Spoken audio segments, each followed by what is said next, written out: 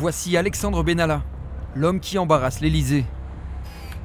L'ancien conseiller, reconverti dans les affaires, fait désormais profil bas. Il refuse de témoigner face caméra. Mais il nous a parlé pendant 3 heures et nous a autorisé à retranscrire ses propos.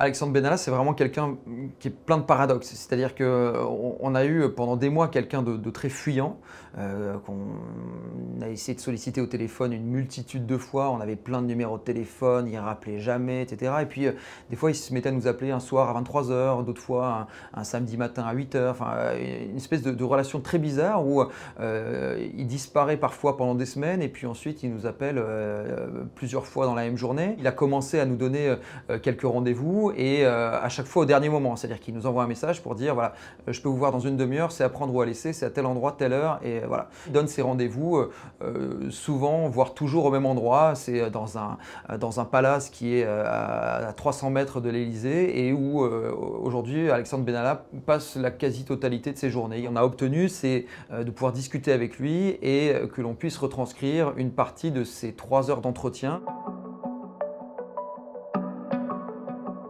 Un des épisodes qui a le plus intrigué s'est produit dès les premières heures de l'affaire, le 20 juillet dernier.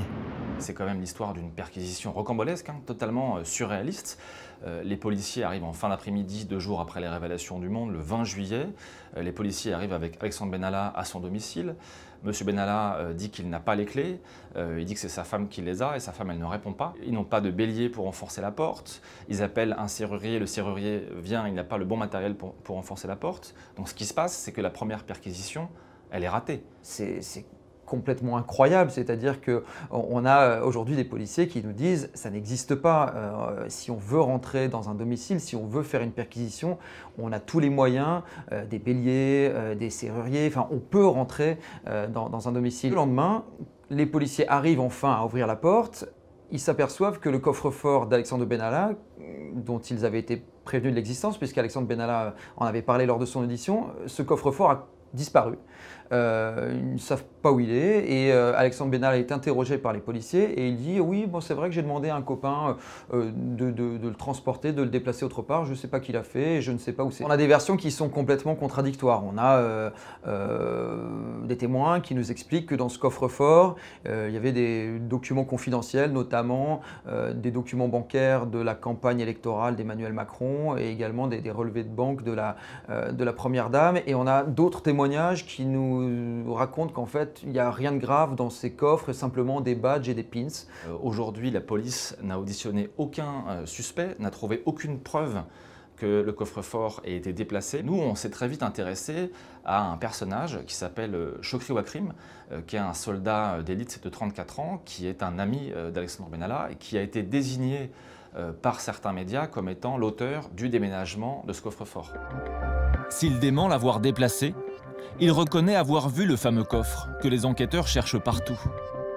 C'était l'été dernier, dans l'appartement parisien où Alexandre Benalla était hébergé après sa garde à vue. Effectivement, dans le salon, il y a un coffre vide qui est posé. Je ne suis pas le seul à avoir rendu visite à M. Benalla. Chaque fois où j'y étais, il était pas seul. Il y avait du monde. Des personnes issues de son milieu professionnel, de son environnement. Donc de l'Élysée. Je pense que les personnes qui sont passées ont dû voir, comme moi, un coffre posé dans ce salon. Aujourd'hui, il parle parce qu'il estime avoir été sacrifié. Il dit qu'il n'a pas déménagé le coffre-fort d'Alexandre Benalla et il est persuadé que s'il a été pointé du doigt et si son nom a été donné à la presse, c'est parce que l'on couvre les vrais responsables, qui sont des gens qui occupent des postes qui sont plus sensibles que le sien. Il m'a dit que c'est chez Mimi. Et je comprends ensuite, en rentrant chez cette personne, que c'est une personne qui est dans la communication et qui est proche de l'Élysée. Michel Marchand, c'est la directrice d'une agence de photos qui s'appelle Best Image et c'est quelqu'un qui a fait beaucoup pour l'image people du couple Macron. On sait qu'elle est très proche de Brigitte Macron et elle a aujourd'hui toujours à l'Élysée ses entrées et c'est quelqu'un qui est extrêmement influente et qui joue un grand rôle dans la communication de crise notamment. Et on a découvert, grâce notamment au témoignage de Chokri Ouakrim, que malgré le discours de façade qui était de dire Alexandre Benalla n'a plus rien à voir avec l'Élysée, ni de près ni de loin, cette dame très proche du couple présidentiel a en fait pris en charge Alexandre Benalla et sa famille pendant plusieurs jours. Chokri Ouakrim nous a raconté qu'elle avait mis à disposition plusieurs véhicules. Vous ne vous êtes jamais occupé ni officiellement ni officieusement d'Alexandre Benalla? En aucun cas. En aucun cas. J'ai une agence de photos, j'ai travaillé et je travaille d'ailleurs toujours pour l'Élysée. Personne ne me l'a demandé. Lors de notre rendez-vous, Alexandre Benalla lui-même nous confirme cet épisode Michel Marchand. Il nous dit que Mimi a sans doute voulu faire plaisir à Emmanuel Macron l'été dernier en le logeant, en se disant que peut-être le président de la République serait content qu'elle donne un coup de main à quelqu'un qui était très proche à l'époque du président de la République. Et c'est vrai que ce qui nous a intrigués avec cette affaire de Michel Marchand, c'est l'énergie qu'elle a déployée à nier quelque chose qui, sur laquelle on avait toutes les preuves. Comment Alexandre Benalla a pu prendre le risque d'être aussi proche des affaires du très controversé Marmoudov, alors qu'il était encore en poste à l'Élysée?